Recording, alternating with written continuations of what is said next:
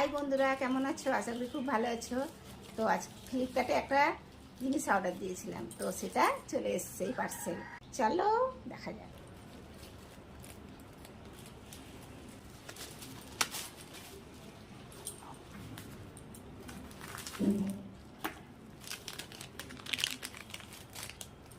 এই দেখো, দেখেছো বন্ধুরা কত সুন্দর এটা অর্ডার দিয়েছি।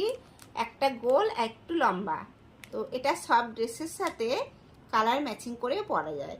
তো আমার তো খুব ভালো লেগেছে, তো একটা খুলে দেখানো যাক। চলো,